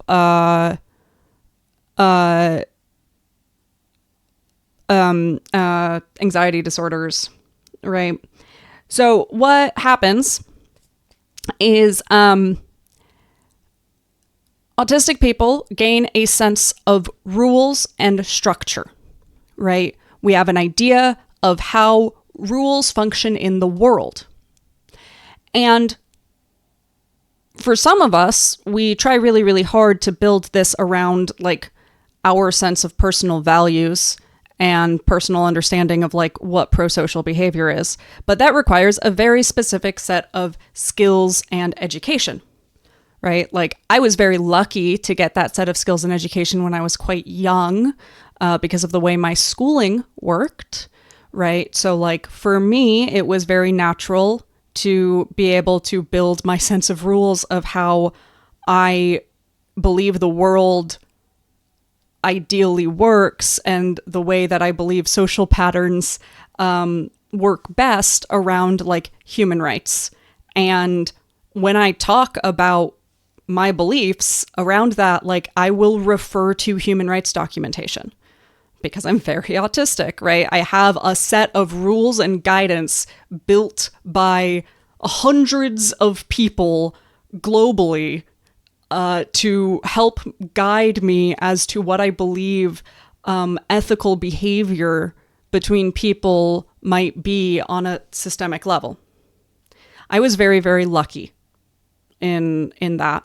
But I also have some pretty strong black and white thinking about it. I have developed that black and white thinking based on, my own values and ideas, but like I have times when I hit a wall about like I'm not going to bend there. I refuse to bend there, and I think that's okay. So sometimes, though, what happens is that, like, autistic people don't necessarily know where they got their sense of rules about the world. They just got them from somewhere. I've had clients who have really strong justice sensitivity around them as the victim, but have a really, really, really hard time seeing when they might be acting against their own rules and ideas. or who have a really, really hard time seeing how their ideas about like the world may be how they want people to interact with them, but it's not how it's helpful to interact with other people, right? Sometimes people take that idea of like treat others the way you want to be treated, and what they internalize that as meaning is the way I want to be treated is how others want to be treated also. And so I treated them the way I would want to be treated. And it's very, very difficult to push back against that sometimes and be like, okay, but that's not how they want to be treated. Right? And like sometimes I have to teach people the rule of teach others the way they want to be treated. And we have to unlearn the rule of teach others the way you want to be treated. Right? So, you know, that's my spiel on justice sensitivity, because I know that people try to identify whenever somebody is like, I have a really strong sense of justice, they always will sort of be like, oh, I see myself in that, or like, oh, I see autism in that, or something like that. And I think it's just important to identify that, like, we don't necessarily have correlations, at least scientifically, or even really anecdotally, to back up the projection of the self onto that sort of situation. Which is not me saying that, like, Changbin doesn't have that, but I think it is really good insight that he's bringing up that he has improved in that. And it's also very common, right? Like, when you are a teenager, black and white thinking is like a like key definer of teenagers. Like rigid thinking is just like, that's the teenagers are still really working on reducing that. And, you know, it does sound like he probably had a much more rigid idea. And he's brought this up before, is his attachment to like rules, which makes sense. Again, we think about his closeness with Seungmin and the way like they talk about having very similar like sets of like values and how they work with the world, right? There are rules that we follow and that we understand. This also tracks a lot with him working in music production, right? Music production involves a lot of understanding like the rules of how music works. Music is highly structured. Music is very, very, very structured, and you can deconstruct it to an extent, but it's a very structured practice in many ways. And he also plays so much with language, which is also a like high structure thing that becomes deconstructed as you play around with it. So it makes a lot of sense to me that he's like someone who has some of that rigidity, and some of that rigidity is probably really valuable to him, and some of that rigidity is probably part as well of how he's able to be a rock to the people around him, is because, you know, he has a sense of like values and who he wants to be and how he wants to act. And those values are probably values that other people relate to as being pro-social. Other people see those values and how Changbin wants to act and goes like, those seem like reliable values. We don't know what those values are, but I would guess based on the way that people talk about Changbin that people who do know him like that see his beliefs around interacting with the world as healthy and stable. We don't know that they are. We don't know what they are. That is me guessing at some things, but that would be my guess. And just him talking about like, okay, he's learned now how to handle injustice rationally. That doesn't mean he's more willing to tolerate it. He's just learned how to work with the situation when he's seen it. And those are two really important different things as well, is the difference between handling something in a reasonable and rational manner versus the ability to go, I don't need to see that as injustice. Like, that's not actually injustice. That's an important quality as well, but like those are two different things. So 할 수 있게끔 그런 부분들을 동생 너네들 보면서도 많이 배웠고 많이 단련이 된 느낌 지금은. 그리고 예전에 하나 더 있었는데 그 지금은 진짜 아예 없는데 배고플 때 갑자기 막 배달 어플을 막 분주해져 막 이렇게. 네, 그 진짜로 근데 생각해보면 진짜 그런 것 같아. 나 근데 이제 먹을 거에 큰 행복을 느끼는 것 같아. 그래, 나도 그래.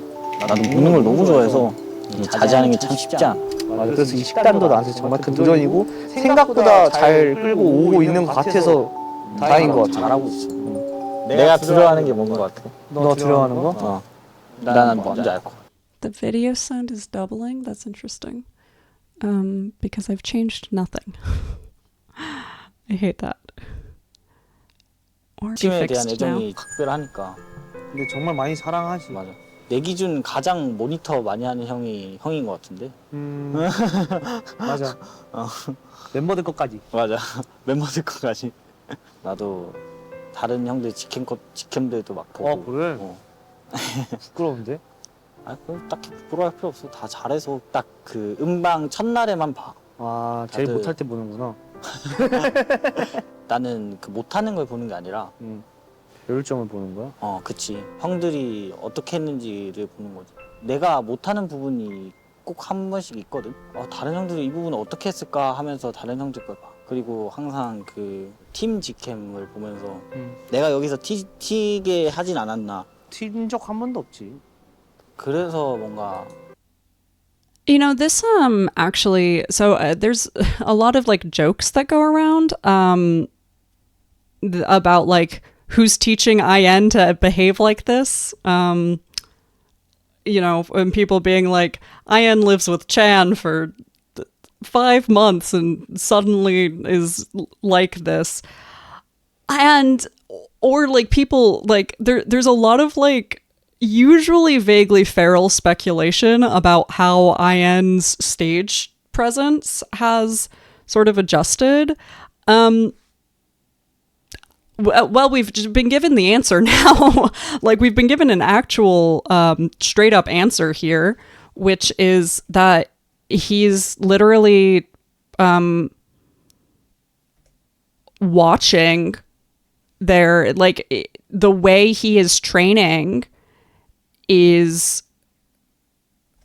watching the other members and probably as well looking at, because he's very online, looking at what fans respond to, probably reading comments about what fans are responding to in those fan cams and things like that. 필요 없어. 다 잘해서 딱 그 부끄러운데? 다른 형들 Is anyone going to take a compliment in here? 멤버들 것까지. 나도 다른 형들 직캠들도 막 보고. 그래? 부끄러운데? 그럼 딱히 부끄러워할 필요 없어. 다 잘해서 딱 그 음방 첫날에만 봐. 제일 다들- 못할 때 보는구나. 나는 그 못하는 걸 보는 게 아니라 배울 점을 보는 거야? 그치. 형들이 어떻게 했는지를 보는 거지. 내가 못하는 부분이 꼭 한 번씩 있거든. Changbin's energy has really changed like very suddenly in this part of the conversation, which is interesting. When does it change here?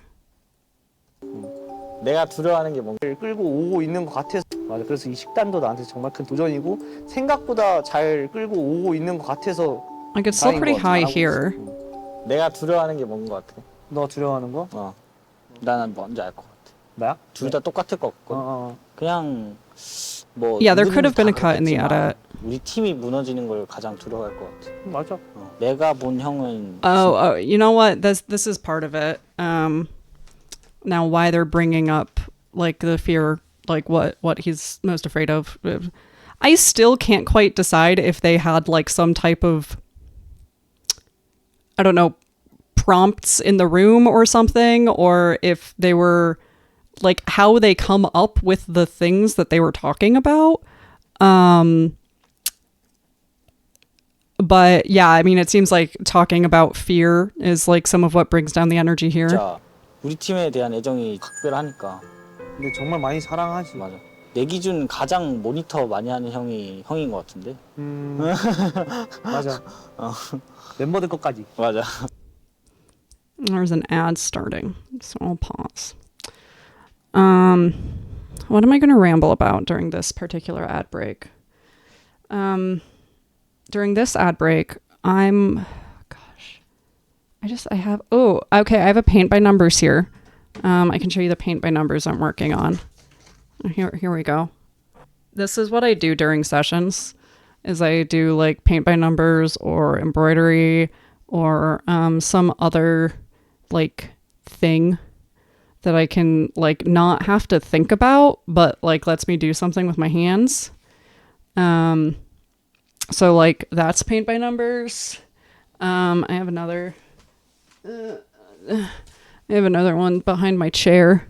That's a paint by numbers. I don't like that one very much. Some of the shading just doesn't really make sense, and I'm not actually an artist, so I don't know how to fix it. This one I like though. This one, the shading's been really good. I get these paint by numbers, frankly, on Amazon. I would love to feel like there were places to get paint by numbers that felt like more ethical. They all come from the same factories. Like, I tried to dig into. They all come from the same places. So it's just that like some of those companies cost $40 to get a paint by numbers that come from the same factory, and some of them don't, and that's how it is. I keep looking into new options, and keep not finding options I like. So currently I get them on Amazon. If I can find an option that feels more ethical, I'll get them there. But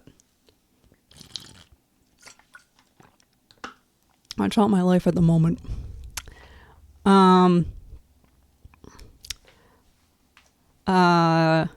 Yeah, I have another one of a neon skeleton that I'm painting. Oh, see, part of my problem is that I have to buy from Amazon anyway. Like my medical supplies are such that like there's a number of medical things that I can only get from Amazon. And also the Amazon Fresh is like the only grocery store in walking distance to us. Like we don't even have tiny convenience stores in like reasonable walking distance to us. So since I'm kind of screwed buying from Amazon anyway, it ends up becoming a lot easier to just give into the temptation of like, while I'm ordering things from Amazon regardless, I will order this paint by numbers too. Yeah, Amazon Fresh is Amazon's grocery store. It's a thing, especially in Seattle. It's really hard to get away from Amazon in Seattle. Again, especially if you need certain things that you can only get on Amazon. Yeah. I sort of just remind myself that, frankly, as long as you're not buying Amazon branded things, most of the Amazon storefront is a loss leader. And like the vast majority of Amazon money is gotten from AWS, which you can't get away from either. Doesn't actually make me feel better. Anyway, my community's back. 멤버들 거까지. 나도 다른 형들 직캠들도 막 보고. 그래? 부끄러운데? 아, 딱히 부끄러워할 필요 없어. 다 잘해서 딱 그 음방 첫날에만. This one, I hate this. I hate this. One, because Changbin is refusing to take a compliment. My dude, we know how I feel about this. Changbin, I am a fan. You gotta service me by taking a compliment. You know, like, how do I communicate to the boys that my favorite fan service is when they take a compliment? Like, do you know how much more official merch I would buy if they started servicing me by taking compliments all the time? I'm just saying, I'm putting it out there. That aside, I hate, again, remembering what Ian said about how he's not good at anything but working hard, and him sitting there and comforting Changbin about how Changbin is good at everything, how Changbin doesn't need to be embarrassed, you're good at everything. And he's talking about his members and watching his members' fan cams because he is so impressed by his members and he wants to learn from them. But like it's coming in through this lens, which is like a good and healthy thing. It's a healthy thing to want to learn from people who you respect, who do good work. I hate that it's coming from that, like, there's this lens of, like, all I'm really good at is working hard. Like, I'm, like, that, I want to shake him. I just want to take his shoulders and shake him. You know? Like, I don't like this. 딱 그 음방 첫날에만 봐. 아, 제일 못할 때 보는구나. Like, I don't like how self-deprecating that joke was. I self-deprecating jokes in general are things that should be done very carefully. Like, I never recommend that people do self-deprecating jokes that in any way, shape, or form feel true. Right? The only time I do self-deprecating jokes about myself these days is things that are just, like, mostly completely bullshit to me. Right? You know, I always recommend to people that if you gotta make an over-exaggerated joke because you're uncomfortable, like, go the other direction with it, right? So you watch me when I'm at my most godlike, you know? Because it really does actually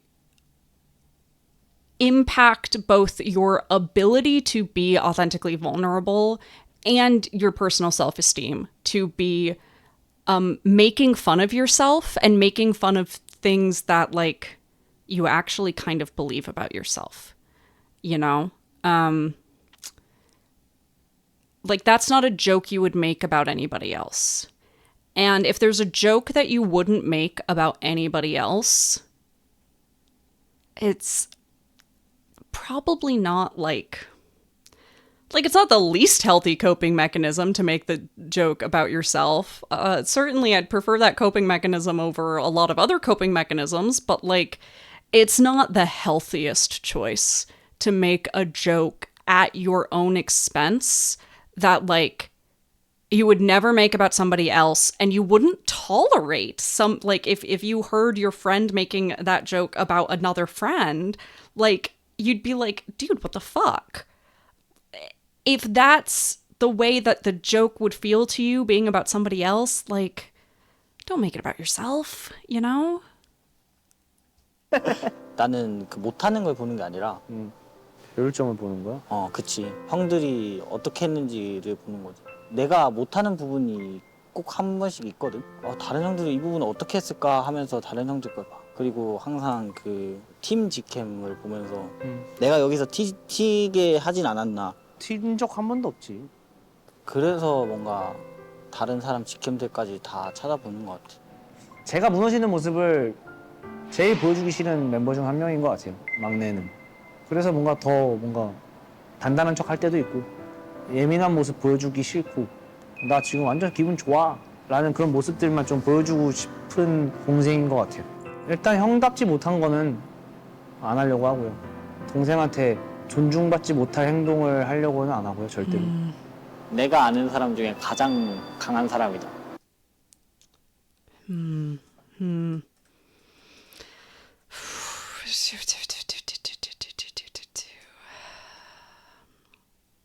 I wonder how many of these you have to watch before you start to pick up on my I don't know if we have enough time to unpack all that muttering.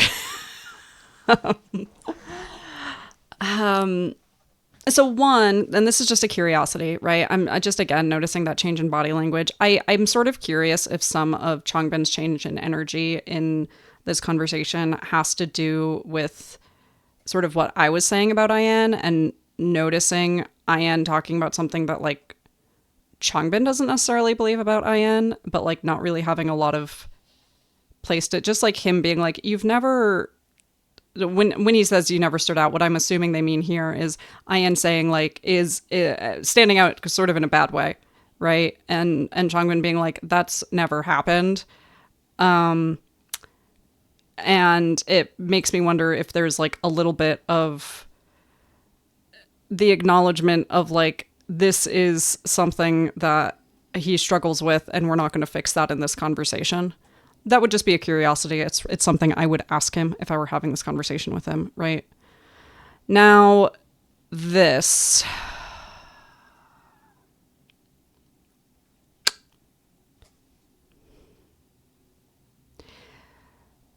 This is one of those things that in highly hierarchical contexts is a very common belief and mentality about how to act.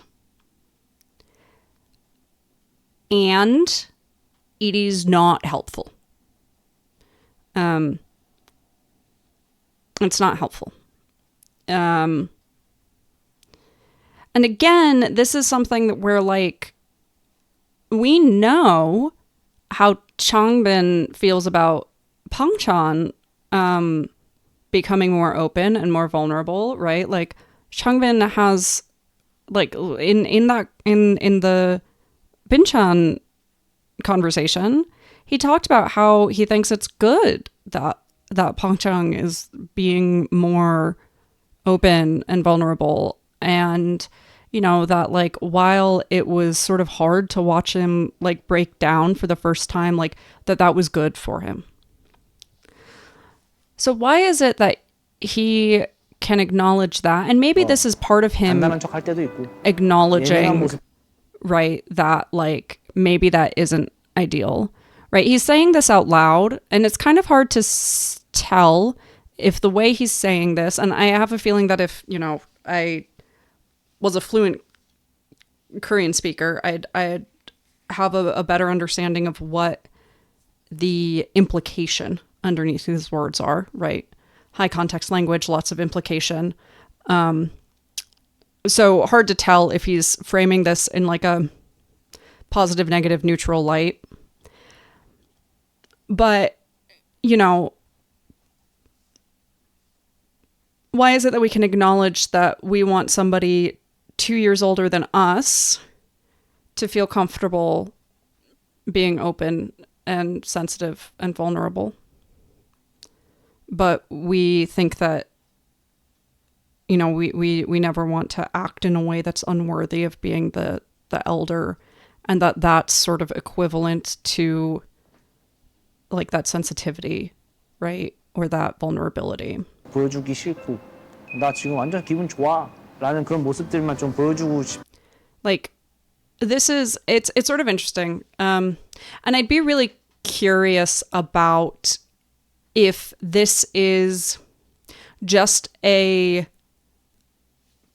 age related thing or if there is any gender dynamics at play here. Like I'd be really curious if this is how like Korean older women feel about the way they lead as well. Or if there is like a differential in the expectations around something like this, you know, between men and women. Obviously, I'm talking in a very binary sense here because that's what we're working with culturally. And the reason I say that is because there are some ways in which this reminds me of toxic masculinity, right? This is in U.S. culture and a lot of other cultures, this is actually a form of toxic masculinity. When we think about toxic masculinity, we only really think about like, I gotta be a man, I gotta be tough and buff and macho. But like, this is a very, very, very common form of toxic masculinity as well, of I have to be strong, right? Like, that's really a lot more of what it comes from. I have to be strong. I have to not let my emotions like be too big. I have to portray handling things well, right? Maybe not I'm in such a good mood, but like that's a really common, I'll say like toxic parenting belief, that you have to always seem like you're in a great mood, that you're handling life well. It doesn't work for very long, usually. Especially for parents, but like in general, that it's not effective. People figure it out eventually, and it's not a good coaching method. It's not a good guidance method. It's not a good leadership method, but it's a very common thought process. And in US and other cultures, it's a especially common thought process among binary men, right? So, that's why I'm sort of curious about if there's a gender dynamic at play as well.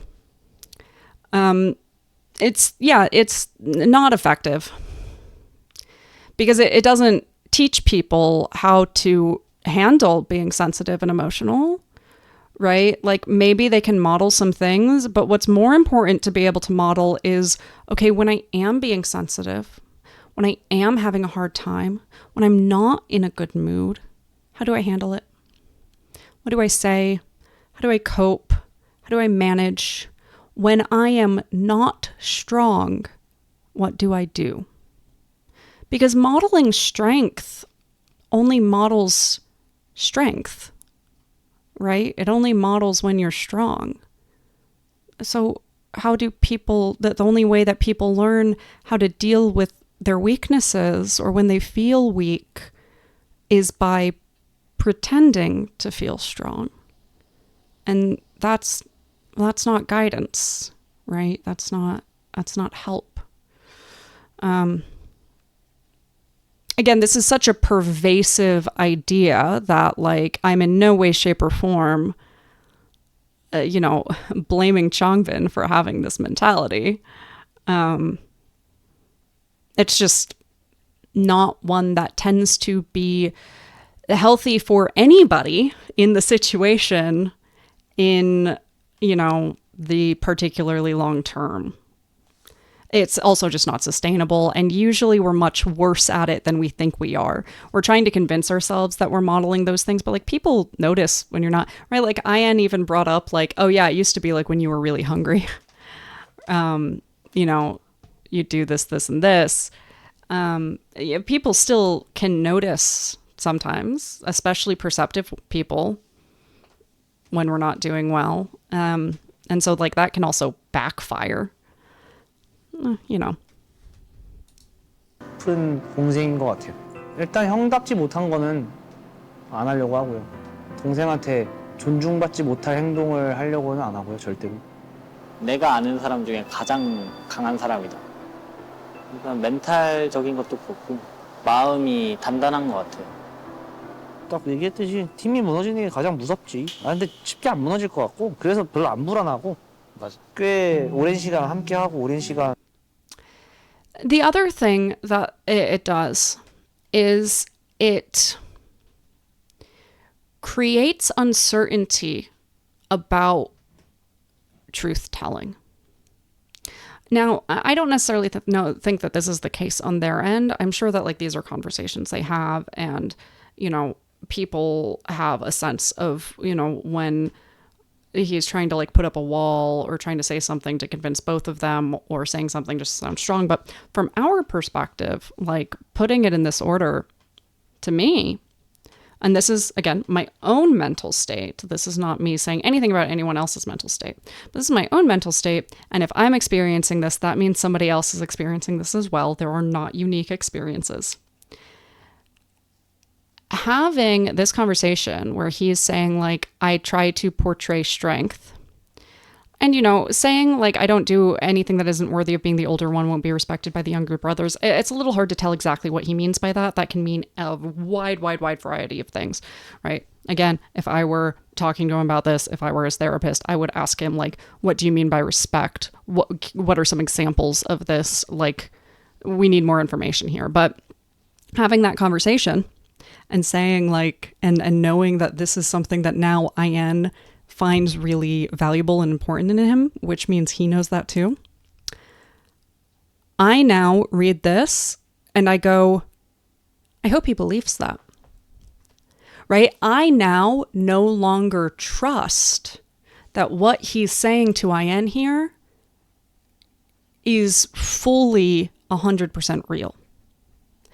Because now I'm like, well, what if he's just portraying strength? What if he's just portraying belief in that scenario to comfort IN, but that's not his actual belief?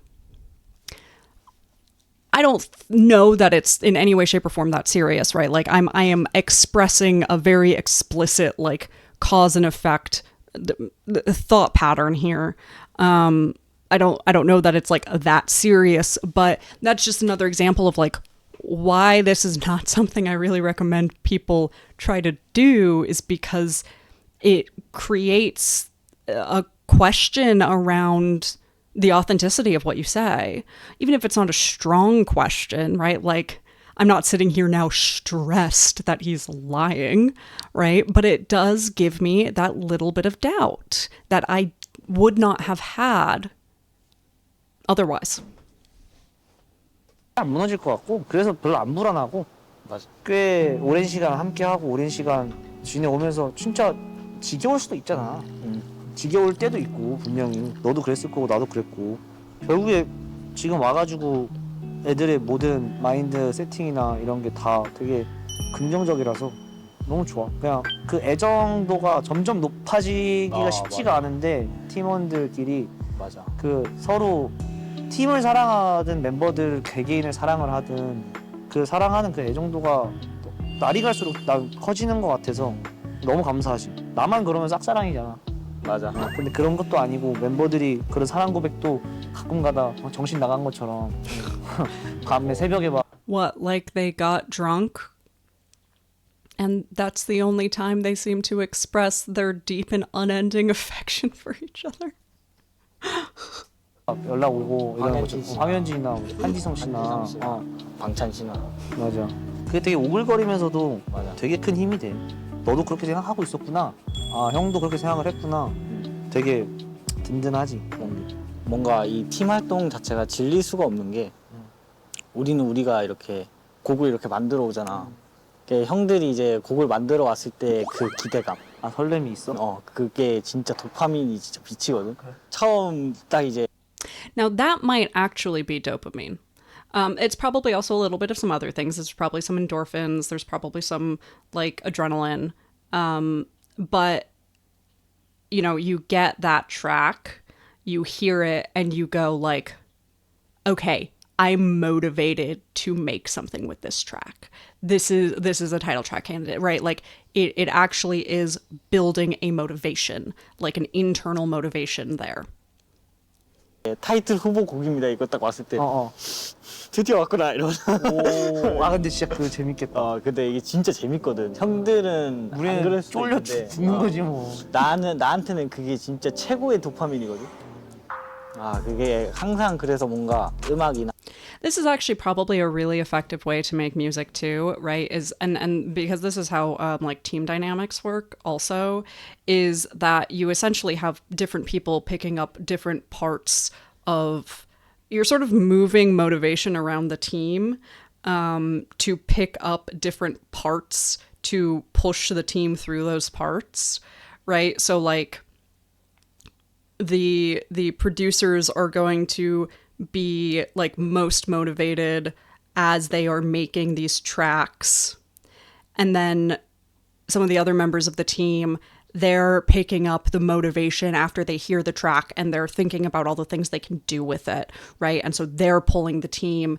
You know, the producers are now like kind of demotivated overall. They've sort of finished part of the project. They're a little bit stressed out about it. They're a little bit anxious. Well, now you've got some other members who have that high motivation, that energy can pull people through, you know, and so for each part of the process, you just need enough motivation in the team as a whole to create external motivation, to create external pressure and that community accountability to get the whole team through that part.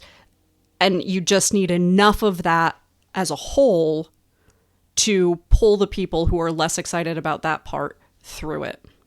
That's a way that you get like a really high functioning team. We've got an ad break. My community's back. 우리의 행보가 기대가 되는 것 같아. 아 너무 재밌어. 약간 스테이가 우리 신곡 기다리는 것처럼 맞아. 그런 감동이 들겠네. 딱 그 기분인 거야. 그러니까 그 다음이 기대가 되는 곡이 아니면은 들려주고 싶지도 않아. 그럴 땐 일단 항상 자신이 없었고 들려주면서도 들려주고 싶어서 막 이러면은 그때는 자신이 있었을 때고. 그냥 오늘 같은 촬영에서도 뭔가 진심으로 이렇게 얘기를 해주는 것도 되게 감동이고, 뭐 어디 가거나 할 때, 이동할 때나 그럴 때 같이 있을 때가 많은데 그럴 때 그냥 얘기를 시시콜콜하게 해요. 저도 약간 투덜거려요. 어렵다, 힘들다. 그럼 이엔이가 그냥 가볍게 넌지시 그냥 고생한다 이런 말 한마디 던져주는 게 가장 힘나고 감동받는 것 같아요. 아 근데 그게 있어요. 좀 시덥잖은 고민 같은 것도 되게 잘 해결해 주려고 항상 노력하는 게 되게 고마운 것 같아요. 그리고 뭔가 진짜 동생으로서 좀 아끼는 게 제 눈에도 보이니까 그런 부분이 항상 창빈이 형한테는 너무 고마운 것 같아요. 연습생 때 한 번 있었는데 제가 이제 뭐 연습생 하면서 이제 이 팀이 거의 확장 날 때쯤에 너무 힘들어가지고 보컬실에서 혼자 울고 있었는데 창빈 형이 그때 저를 위로를 해줬었거든요. 창빈 형이 그 위로 덕분에 데뷔해서 스트레이키즈라는 팀으로 활동할 수 있었던 것 같습니다. 그게 되게 고마웠던 것 같아요. 뭔가 연습생 때 창빈 형이 저의 원동력이었던 것 같아요. 그러니까 얘가 That's really, really powerful because like that creates the foundation of what the relationship is. And obviously like you're identifying different people who are part of where you are now. You know, Ian probably deserves a little bit more credit to himself for that, but yeah, sort of being able to be like, ultimately everything I'm grateful to Changbin for is based on like the fact that he helped me get here at all to be able to rely on him. So like ultimately what I'm most grateful for is that like he is such an integral part of the story of how I am part of Stray Kids. 자기가 형처럼 위로를 해줘. 아 그래? 형 괜찮아? 이런 게 아니고 괜찮냐? 막 이런 느낌? 근데 그게 되게 든든해. 내 입장에서는 그냥 약간 너 그냥 존재 자체가 위로가 돼. 나는 우리 막내. 우리 막내. 이런 막내 없다. 그래, 이런 막내 없지. 나 진짜 이런 막내 없다라고 나는 항상 생각한다. 이런 막내 없다. 다른 팀 막내분들도 And so now we're back to 그 안에서 joking. 귀여움 받고 사랑 받을 수 있겠지만 우리한테는 뭐 나는 적어도 우리 막내가 짱이고 우리 막내가 최고지 최고. 우리 막내밖에 없지 나한테는. 이런 자식이 어떻게 막내가 돼가지고. 너도 느끼지 않냐? 형아들이 그치. 널 진심으로 애정하고. 근데 진짜 그러기 쉽지 않거든. 막내라고 사랑할 수는 없죠. 막내라고 다 막 그렇게 그러면. Hold on. What? 느끼지 않냐? 형아들이 그치. 널 진심으로 애정하고. 근데 진짜 그러기 What is it not easy to do? Is it not easy to genuinely care about Ian? Or is it not easy to genuinely care about the youngest? I'm missing what he means that it's. 나한테는. 아 이런 자식이 어떻게 막내가 돼가지고. 너도 느끼지 않냐? 형 아들이 그치. 널 진심으로 애정하고.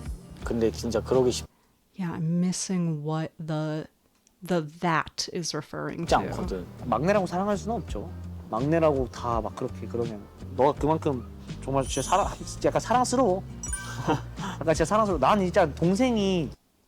Yeah, because it kind of feels like he's saying that it's not easy to genuinely love him, which obviously I would have a lot of feelings about. But also that feels like the most dramatic reading of that sentence, so I don't want to assume that that's what's being said. I truly cannot quite tell what was being said there, which is frustrating because it felt like an important sentence. 나도 없으니까 사실 집안에는. 근데 여기 와서 4명이나 5명이나 있잖아. 진짜 차이. No, there's only 4 because there's 2 Youngbok. I mean, that there's Youngbok and there's Youngbok, so that's only 4. So you're doing fine. 별로 안 나는데도 그냥 약간 그게 있어. 그냥 내 동생. 넌 네가 60살이 되고 70살이 돼도 계속 그런 느낌일 거야. 그냥 저 친구들이랑 그냥 무대 모니터 이런 것들 보면서 이엔이 나오면 우리 막내 막 이런. 저도 모르게 약간 좋아 죽어요. 약간. 제 자랑을 좀 많이 하더라고요. 물론 이제 뭐 그냥 가벼운 걸로 예를 들면 뭐 막내가 진짜 몸이 좋다, 막내가 진짜 힘이 세다, 뭐 이런 작은 것들도 되게 막 자랑을 하고 다니더라고요. 형한테 되게 많은 사랑 받고 있구나라는 걸 좀 많이 느끼는 것 같아요. 이엔아, 너가 막내라서 난 너무 다행이고. 근데 막내가 아니었어도 넌 정말 많이 이쁨 받았을 거고. 좀만 덜 귀여워도 될 것 같아. 탄력을 할 수가 없는 막내라서 계속 덕질 중입니다. 이거 들어.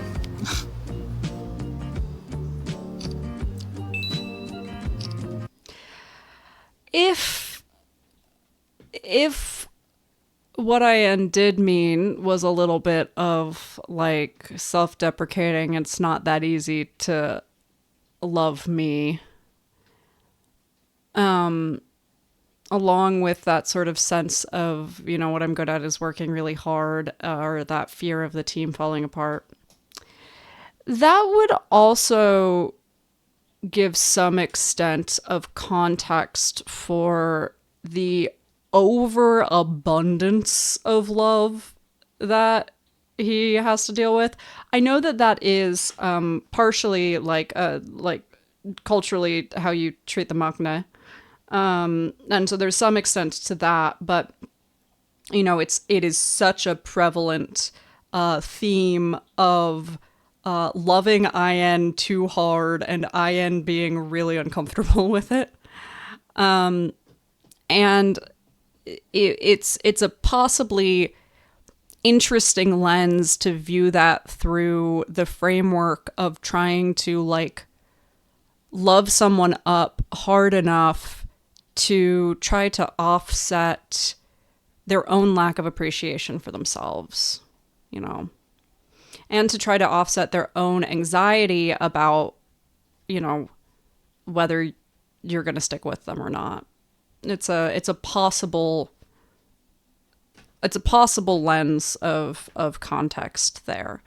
Again, like there's not quite enough information for me to like feel confident in saying that like that seems to be a portion of what's going on, but it's certainly a curiosity, a possibility.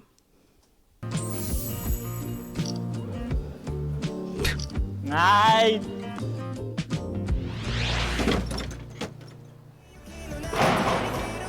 이엔아, 너 하고 싶은 거 다 해. 형이 필요한 부분이 있으면 최선을 다해서 도울게. 대신 값은 뽀뽀로 받으마. Those lips are distressing. I'm glad the caption. Nope, I don't even want to see half of them.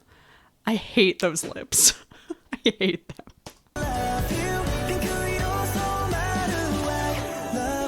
정빈이 형 하이. 요새 식단 하느라 많이 힘들지? 빨리 끝내고 곱창 먹으러 가자. 그때는 내가 사마. I hope they went and ate gopchang after he showed his abs on stage. I don't know. Did we find out if they went and did that? Does somebody know? Somebody tell me if we know that they did that. I'm invested in this storyline now. 형이 우리 팀인 게 우리 팀의 복인 것 같다. 앞으로 복덩어리라고 부를게.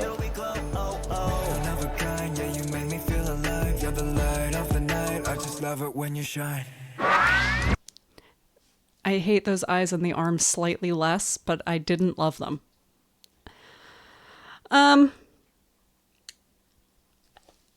Okay, I think I've said everything I need to say. I've said so many things. I've said so many more things than I anticipated saying. How did nobody talk about this episode? I'm like truly baffled and befuddled. I don't really understand. It's kind of frustrating to me because this is something I've noticed as well. So like my IN reaction episodes do worse than any of my others. I've found that people talk about the IN episodes less than any of the others. And I don't know what's up with that because the IN episodes are really interesting, actually.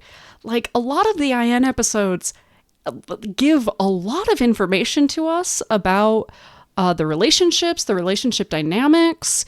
They have, like, I've had some of the most, like, changes in my mental model about the relationships and relationship dynamics from IN episodes. Like, IN episodes have been phenomenal, and nobody talks about them. And that's, I don't know what's up with that. Like, nobody talks about them. Fewer people are interested in them. It's pretty bizarre to me. This is sort of how, like, people think that we don't know anything about IN, but, like, IN has one of the largest, like, compilation of lives. And apparently, I haven't really delved into the lives. I think I've said that before, but apparently, like, talks about himself and his life, like, all the time. So, like, how is it that we think as a fandom we know the least amount about IN when, like, we actually have the most information about IN? And, like, IN would talk about the members all the time, too. Like, I don't know what's up with, like... And it is interesting to me because it's not that I feel like my algorithm has a lack of IN content in general. Like, I feel like my algorithm has quite a bit of IN on it. I feel like I see a lot of people, like, getting wrecked by IN and, like having IN as a bias. Maybe not as many having him as, like, a main bias. But, like, I feel like I see people post about IN a lot. But when it comes to any of the, like, content that involves him on, like, a personal level rather than a performance level, I just feel like it's so much less whatever, which is so unfortunate because, yeah, like, I feel like I get so much information from these episodes to the point where, like, I feel like almost every single IN episode I've walked away feeling like I need to rewatch that and, like, reconceptualize my understanding of, like, this team now in a way that, like, I've walked away from very few other episodes feeling like that. Maybe a couple of the Seungmin episodes, right? But overall, like, a lot of it has been IN episodes. Yeah, I don't know. I think we should show more love to IN and IN content. Oh God, I'm so tired. I hope this has been in any way, shape, or form a comprehensible reaction, because I have no idea what's happened over the last 2 hours. I have no idea. I've just dissociated and said a bunch of things, I think. I'm so tired.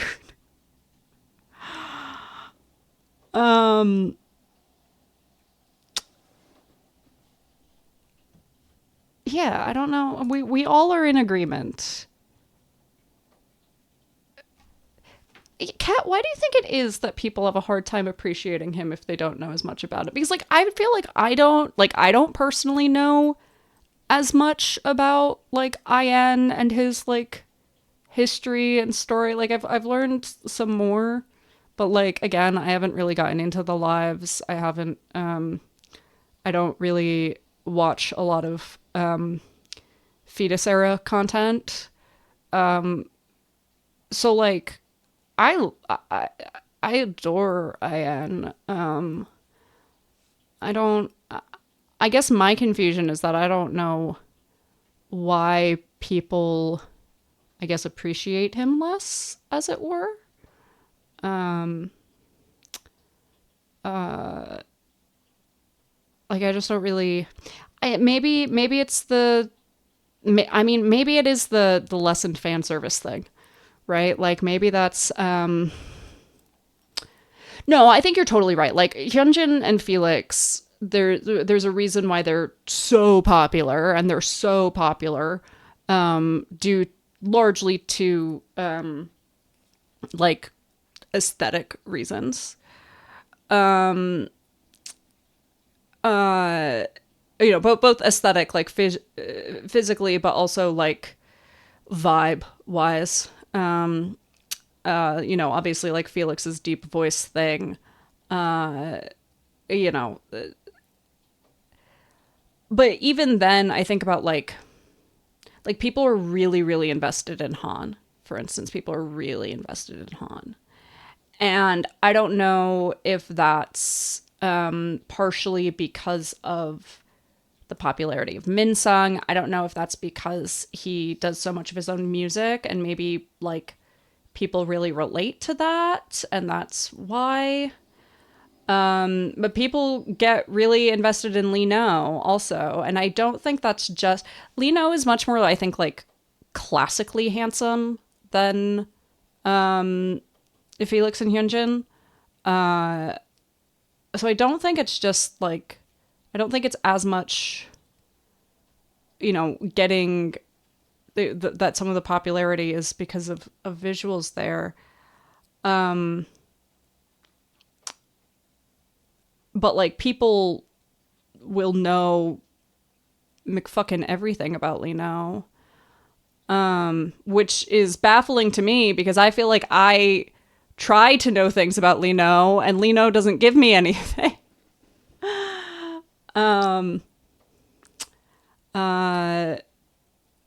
Yeah, it is interesting, the whole discourse about like Seungmin isn't loved.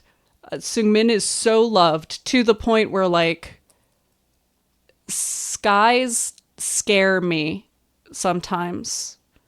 Like if someone were to ask like of the intensity of stans, which members stans are you most like hesitant about engaging with, my answer would be skies. Like skies are really, really protective of Seungmin. Yeah, I wonder if part of it is that IN really just doesn't do the fan service thing as much. And I think for some of us, we're really like into that. Like we really like sort of the fact that he like is not delulu about stay. Like, listen, I love Hyunjin. I've said this many times before. Hyunjin reminds me a lot of me in my 20s. Like 23-year-old me and Hyunjin are uncomfortably similar. And I worry about how parasocial his relationship with us is, right? He is delulu about Stay to a point that is a little concerning. And I think that that's very attractive to a lot of Stay, right? Because it feels very mutualistic then. It's like a mutualistic detriment, but like IN is just seems a lot less inclined to pretend that he and every Stay are, you know, potential besties, right? Like, Hyunjin sort of feels like every Stay is just a best friend I haven't gotten to meet yet. And IN sort of feels like every Stay is part of a massive blob of people, most of whom I would not get along with, and I feel no inclination to pretend otherwise. And that's something that, like, I love. But I could see that, you know, there's a reason that fan service sells in that way. He also does less, obviously, of the, like, romantic shipping fan service. Or, well, he's sort of, like, roped into it. But he does not feel like he is as much an active, desirous participant in the sort of shipping fan service. You know, he seems like he's very much aware of what and why he's doing what he's doing. And it just sort of, it more feels like he does what he wants to do. And yeah, maybe that does just result in people not feeling as connected to him in the ways that they feel connected to some of the rest of the team. Even though they are exactly the same amount of connected to him, if not more so if they do the lives. And to your question, will I start doing some of the recent lives? I don't know. But for right now, I'm going to leave and go to bed. Thank you for joining me. Thank you for being so active in chat. I appreciate it. Because then it means that I know I'm not just talking to myself. I mean, I am talking to myself, but it's less talking to myself, which makes me feel slightly less, I don't know, fucking narcissistic about it. Narcissistic not in the clinical sense, but in the... Anyway, love you all. Have a good time zone. Happy New Year, since it is New Year as of this live stream. I'll talk to some of you before next week. I'll talk to some of you next week. I'll talk to some of you never. I don't know. Bye.